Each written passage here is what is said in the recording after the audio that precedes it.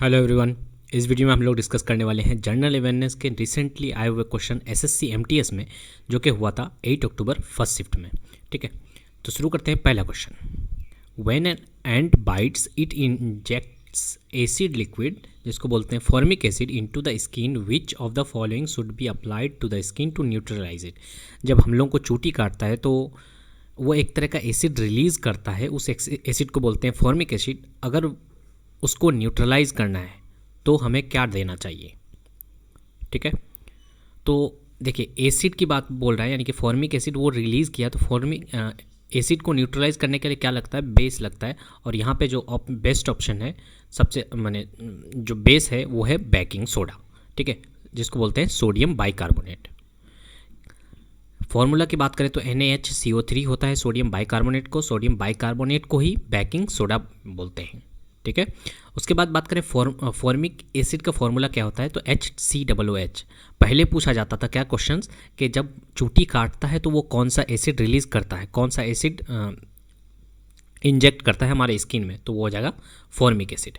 ठीक है, next question, who among the following was the author of the book waiting for a visa. इनमें से किसने लिखा है waiting for a visa book? ठीक है, इसका आंसर हो जाएगा डॉक्टर BR अम्बेडकर जी। ठीक है, next, who among the following was the first Indian world championship in any sports after independence. इनमें से कौन से हैं जो पहली बार इंडिया के लिए फर्स्ट वर्ल्ड चैंपियनशिप जीते थे? ठीक है, तो ज़्यादातर लोगों को लगेगा मिल्खा सिंह, बट मिल्खा सिंह नहीं है। इसका आंसर हो जाएगा विल्सन जोन्स, जो कि बिलियर्ड्स के खिलाड़ी हैं। 1958 में इन्होंने जीता था इंडिया का फर्स्ट वर्ल्ड चैंपियनशिप। ठीक है, बात करें कि मिल्खा सिंह की, मिल्खा सिंह पहले ऐसे एथलीट हैं इंडिया के जिन्होंने कॉमनवेल्थ में भी गोल्ड जीता है और एशियन गेम्स में भी गोल्ड जीता है 400 मीटर रेस की। ठीक है, बात करें रामानाथन कृष्णन की, ये टेनिस के बहुत अच्छे प्लेयर हैं। ठीक है, नेक्स्ट, जन्म पड़ा गीता विच includes the Vachanas of Vashvana is associated with the state of। तो ये किस स्टेट से एसोसिएशन है?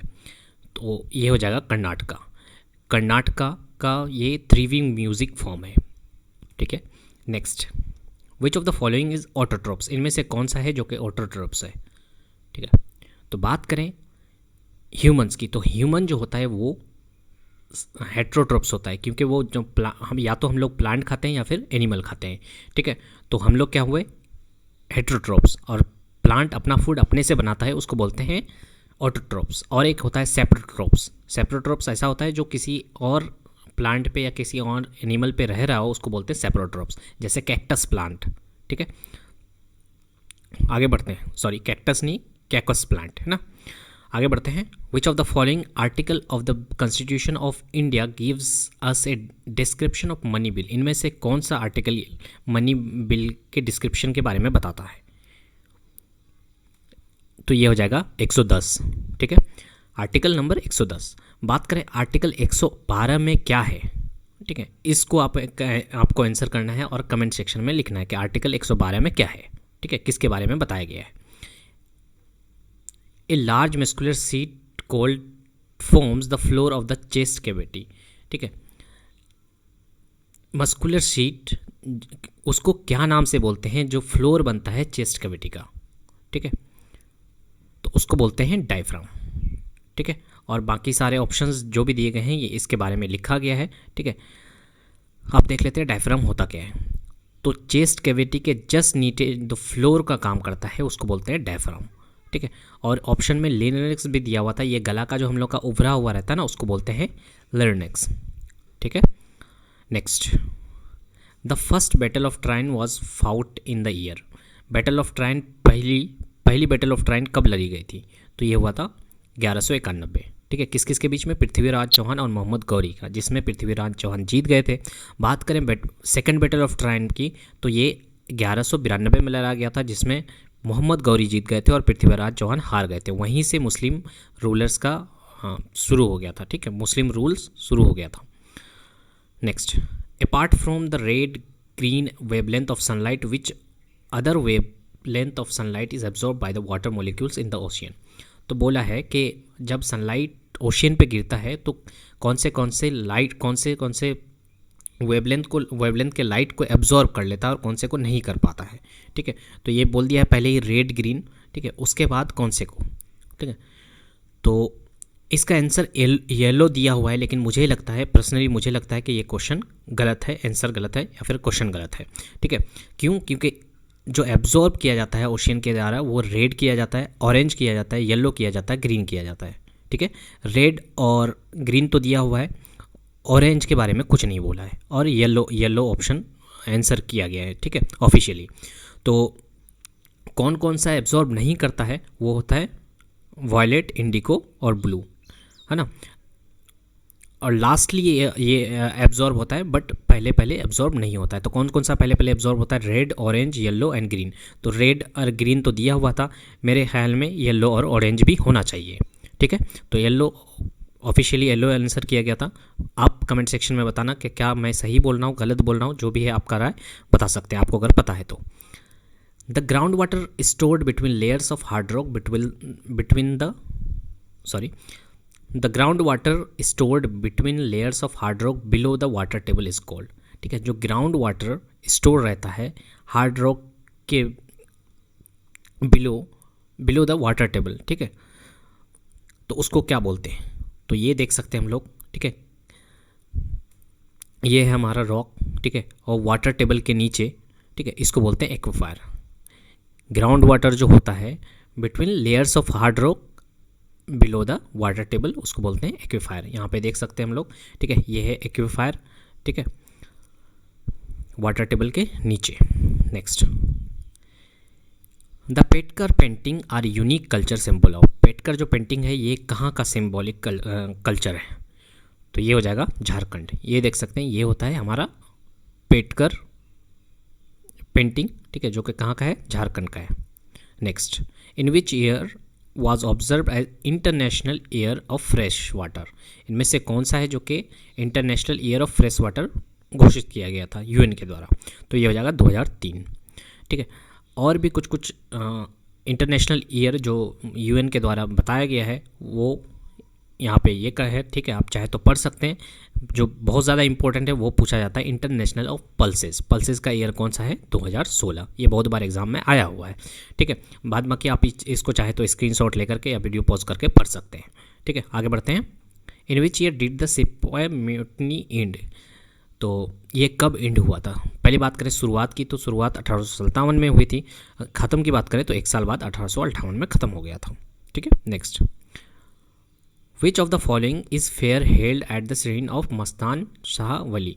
ठीक है, तो मस्तान शाह वली के दरगाह पे कौन सा फेयर लगता है? ठीक है, ऑप्शंस दिए गए हैं आपको। तो इसका आंसर हो जाएगा धामुनी उर्स। ठीक है, जो कि एमपी में लगता है। ठीक है, मस्तान शाह के दरगाह पे। Next, which article of the constitution of India declares that law inconsistent with part 3 before the commencement of the constitution of India 1950 are void. देखिए, ये कहना चाह रहा है कि पार्ट 3 में क्या है? फंडामेंटल राइट्स है। ठीक है, अगर कोई ऐसा लॉ जो फंडामेंटल पहले से लागू कर दिया गया है, ठीक है, मैंने 1950 से पहले से ही लागू कर दिया गया है, लेकिन अभी वो फंडामेंटल राइट्स को वायलेट करता है, तो उस लॉ को हम लोग वैलिड नहीं मानेंगे। ठीक है, तो ऐसा कौन से आर्टिकल में कहा गया है? आर्टिकल नंबर 13, यानी कि हमारे लिए इंपॉर्टेंट क्या होगा? Fundamental right. ठीक है, तो आर्टिकल नंबर क्या हो जाएगा? 13। Next, who among the following was appointed as the managing director यानी MD and CEO of HDFC bank in August 2020। तो एमडी और सीईओ एचडीएफसी बैंक के कौन अपॉइंट किए गए हैं? तो ये हो जाएंगे शशिधर जगदीशन। ठीक है, तो आपको अपॉइंटमेंट से रिलेटेड आप जितने भी करंट अफेयर्स पढ़ रहे हैं, ठीक है, अपॉइंटमेंट भी देख करके जाइएगा, एग्जाम में आते हैं। In which Olympics game did India won the gold medal in men's hockey for the first time post independence. India ने पहली बार ओलंपिक गेम्स में कब गोल्ड मेडल जीता? पोस्ट इंडिपेंडेंस के बाद। ठीक है, तो बात करें तो पहले भी एक बार जीत चुका था इंडिया गोल्ड मेडल। ठीक है, 1928 में, लेकिन ये क्या था? हम लोग ब्रिटिश इंडिया कहलाते थे उस टाइम। ठीक है, तो इंडिपेंडेंस के बाद हम लोगों ने कब जीता था? 1948 में। किसको हराया था? ब्रिटेन को, ठीक है। उसके बाद बात करें कि first Indian to win an individual gold medal, तो ये किनको मिला था? अभिनव बिंद्रा जी थे जिन्होंने इंडिविजुअल में गोल्ड मेडल हासिल किया था, ठीक है। कब? 2008 में बीजिंग ओलंपिक्स में, ठीक है।